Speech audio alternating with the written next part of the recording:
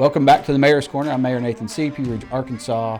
This podcast is from leaders in the community, entrepreneurs, business owners, state, local, and government and federal government officials that we'll have on the podcast to talk about Pea Ridge, about the region, and about Northwest Arkansas metro area in general. As we see the growth that we have coming in, this is just going to talk about what we're experiencing here in Pea Ridge. And so thank you for tuning in. We appreciate all the subscribers, and this is just another way to get information out to the public. All right, today we have Chief Hahn with us today to talk about the police department, about public safety, talk about some events, just talk about the growth in general about Pea Ridge from his perspective as public safety, and talk about what they're doing in the department. And I appreciate you being here, Chief, to be on the podcast today. We have a lot of things happening in Pea Ridge. There's a lot of growth happening, a lot of positive growth. And I just want to hear from your department and from you about kind of what you're doing to gear up for this growth, and what you're doing in your department right now that's implementations for the future growth that we have. And as we know, growth happens. We have students happen at the school, more students come in. And so I just want to talk a little bit about that, about your department and the impact that this has on you. I appreciate your service. We were talking right before the podcast, 21 years in law enforcement. Chief Hahn was hired in 2017, City of Pea Ridge, and then was police chief in 2019. And so going on 5 years as a police chief here, and has done an outstanding job in that role of police chief, and kind of changed the morale and changed the dynamic of the department over that 5-year course already. So Chief, thanks for being on today. Just introduce and let's talk about your department. Thank you. Yeah, I'm Chief Lynn Hahn. Thanks for the compliments. I'm really blessed to have really good officers. We're also blessed to have a full crew, which is unusual in the law enforcement business right now. We've been able to stay full, and I think it's because we have a lot of good leaders in place, and a good city to work for, and a good community to live in, and a lot of community support as well. We currently have 19 certified officers. To some people, it sounds like a lot, but when you break it down, it's not as many as it seems. If you take out 3 administrators, that puts you at 16, and then we have 5 school resource officers, so that puts us down to 11. We have 1 detective, could definitely use 2. So these are really just 10 officers that are patrolling our streets, 24/7, 365 days a year. Yeah. So the growth has had us very, very busy. All those officers are really busy. I believe we had 1,800 plus calls of service last month. Now, call for service could be anything as small as a extra patrol or business check, or it can be a sexual assault. So they're all different kind of things, but that's a lot of calls of service for a small group. Our department especially. Now, this was the first year that we have one SRO in every school, or was that 2023? No, this is the first year. Okay. We have 5 school campuses, and we have 5 school resource officers. So we have 1 in every single campus, and that has been a tremendous benefit to the students in our community. Yeah. I get constant positive feedback about our school resource officers and that program. Yesterday morning, I had breakfast with some of the kids, or lunch, yesterday with some of the kids, and saw one of our school resource officers there, and you can see how they interact very well. Yeah. I'm at the high school with a school resource officer there, and the girls are arguing over which one's his favorite, which means he's built really good communication and relationships with these students, which goes a long way in helping not just their education, but with their growth as adults. Yeah. Yeah, I think that right now is, that's a crucial time in their life to be able to impact them, and starting out in kindergarten and moving all the way up through 12th grade, whenever we have that officer in the schools, whenever they show up and they know that they're there to help. They're not the bad guy in the situation. They're there to help the community in general, and they interact very well with the students as well. I mean, whenever they do events and stuff, you see some of the officers interacting with dodgeball or different events and stuff that they do, and that goes a long ways with the kids as well. So, no, they are definitely a part of the community in every aspect. You guys are at Second Saturdays. You guys do so much as far as like birthdays. Whenever people have birthdays, you guys show up and just kind of do a celebration with that child. And so, no, you guys definitely do a great job with community impact, and you guys have the community support. A lot of communities don't have the support that you guys have, and that is something that goes a long ways for us as a city, and as you as a department, to know whenever you need help, you're going to have the communities going to have your back in that instance. So let's talk a little bit about kind of the 5-year plan for your department, where things are going with the department as the growth anticipates. Okay. Well, the building we're in, we've way outgrown our building. We've turned spaces that were meant to be office spaces into office spaces. We've turned bathrooms into an armory to store weapons and so forth. We've done a lot, but we're growing and busted the seams there. So it makes it a little more difficult to manage the growth. So one of the things we're looking at is a possible new police department. That's a major undertaking, and so we're doing baby steps. The first step was to hire an architect firm to come in and do a needs analysis. So that way, a professional in the industry can come in and say, this is where you're at, this is where you're projected to be in 20, 25 years, and this is what we think that you need as a city to satisfy the goals of the police department. And so that way it's someone besides just me or you telling us that this is what we need. It's someone that's giving us a good, non-biased look at where we need to be. Yeah. And so we've got the process going on that, and hope to hear from them soon to have more information on where we stand. And you went and visited other departments that recently done modifications, or maybe new departments that recently been done, to kind of gain some experience as well about what they did in their department. Maybe that was good, and maybe you don't need in your department. So, and we have to give accolades to the city council for approving that budget to be able to make that first step. Yes. To be able to have this analysis done. And as we progress forward, it can be a 5-year plan before we actually get this moving into the direction of we're going into build. We would like to have it sooner than that, by all means. Sure.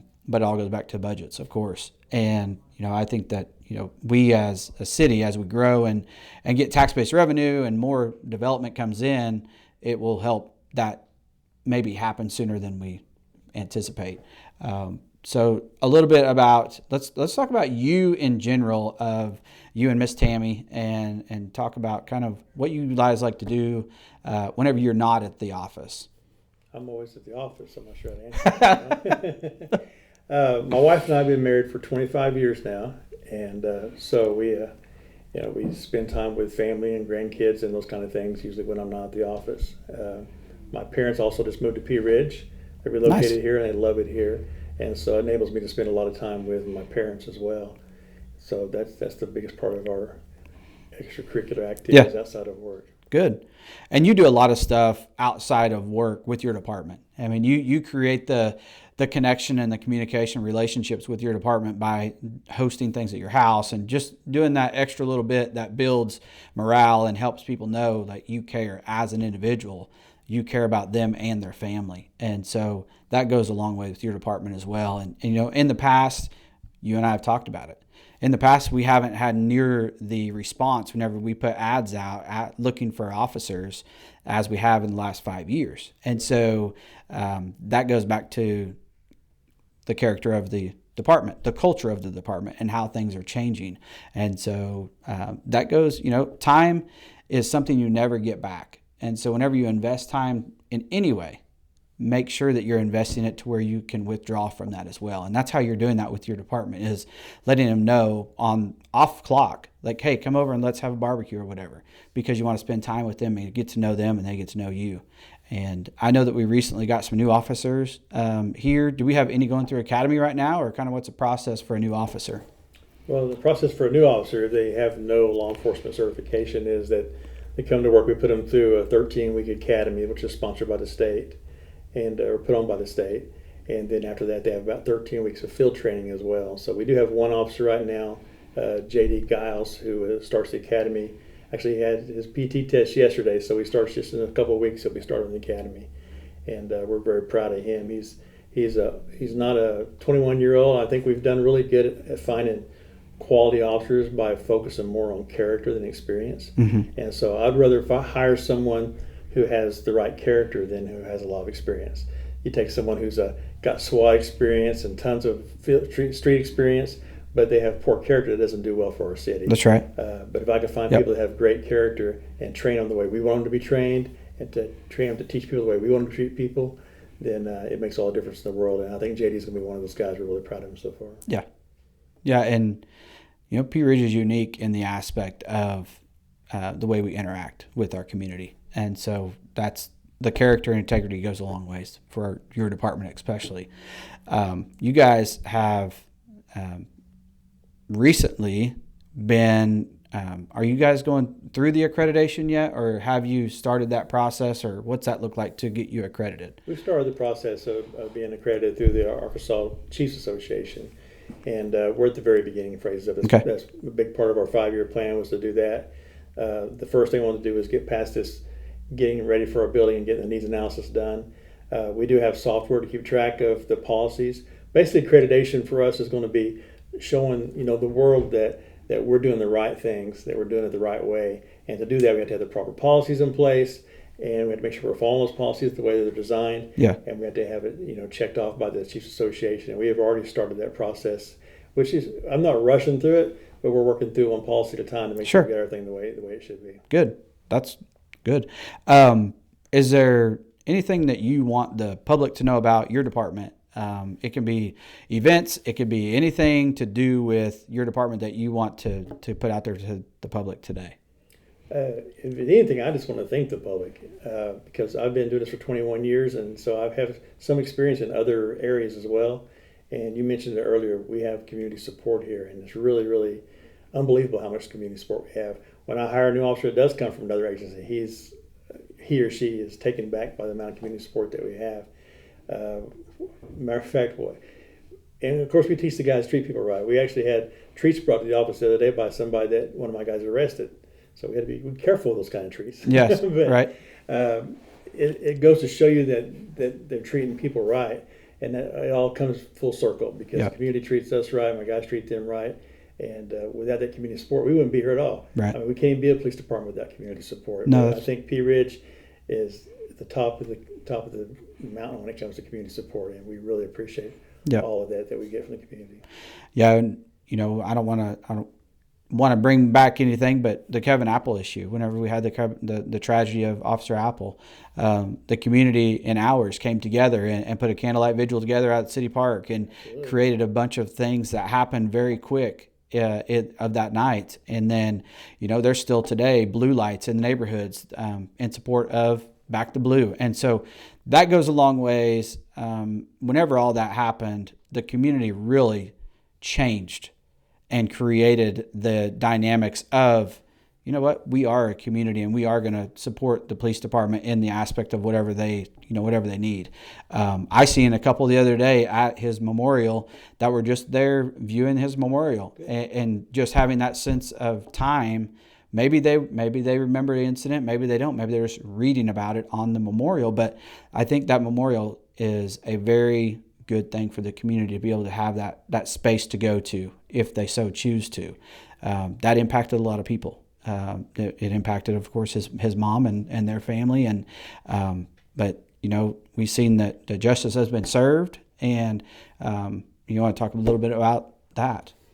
Well, our community support, started before then. That just strengthened it. Yep. Like if we go back and look at George Floyd when that was going on and defund the police, we didn't see any of that here in Pea Ridge. Mm-hmm. Matter of fact, more people were buying us lunch then than they ever were before, trying to show their support and know that we're not the same as every other police department or something they may see portrayed on TV.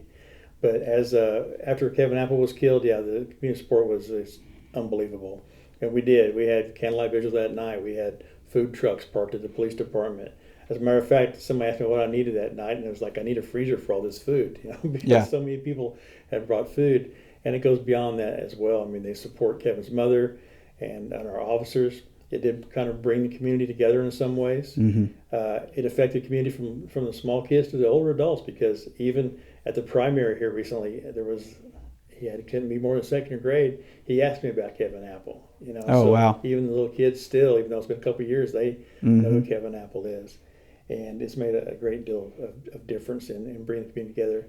It was really, really difficult for the officers, of course. Definitely. Because we don't say we're like a family, we are a family. Mm-hmm. And family always comes first at the police department. And when it comes to their families, I want them to take care of their families. And the families came together very quick when that happened. Yes. And not just the officers, but their families were there, their wives were there, their kids were there. And the family of the police department, because you had agencies from all over that arrived very fast and responded to the call. Yes, so absolutely. Yeah, I think that your connections and your resources goes a long way, whenever something happens. I know we had an incident last year here where we had a missing person, and you guys reacted very fast to that and got the right people in place to move that mission forward, and got people from Little Rock and from different areas that showed up here to help with that. So that goes a long way as well with your connections. I think that's important because we're a small community, and we're 19 strong. That's not very strong when you need 100. Yeah. Or when you need certain special equipment or training or resources that aren't available to us. So our connections that we have with the sheriff's office, with the state police, with the federal partners, the FBI, all those come together in need. And so as soon as something happens, everybody jumps in and gets the job done. And it's really, really nice. It is. I know we had Department of Emergency Management for both Washington County and Benton County here that day.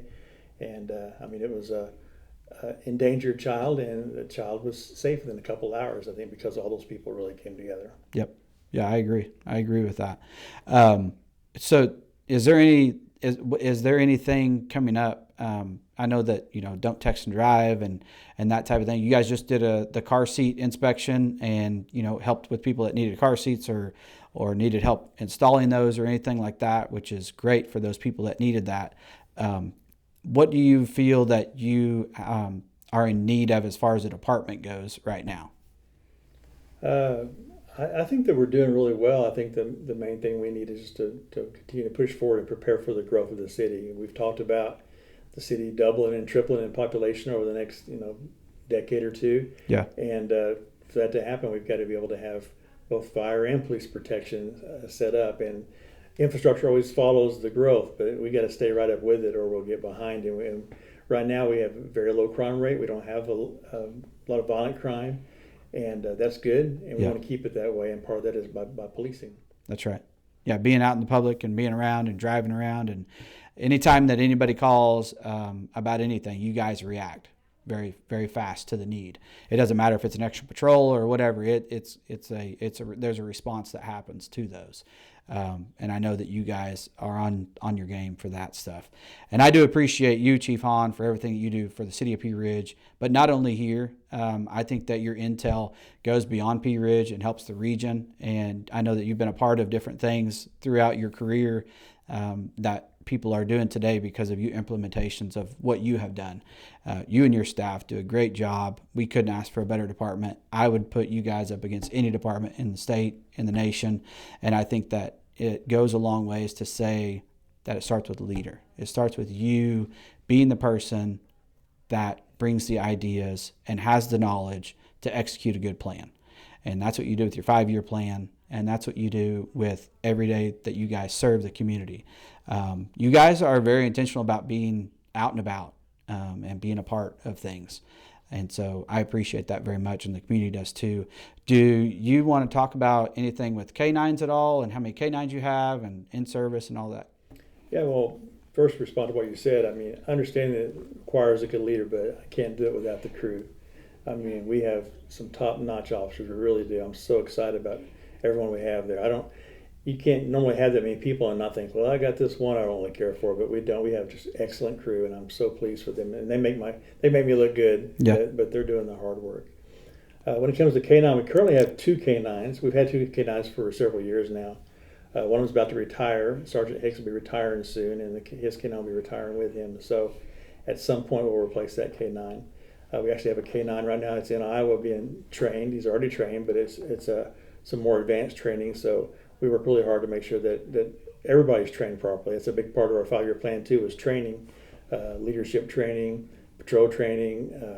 We do lots of training in the schools, like for the active shooter and so forth. And K9s can be a liability as well, and so we make sure they get all the training they need to make sure that they're doing the right thing. Yeah. Well, you're doing the right thing. I'll tell you that. You're doing a good job in your department. You, like you said, you have a great staff behind you. That is not behind you; they're beside you. Yep. You guys work collectively together, so it goes a long ways. And I want to thank you for being on today.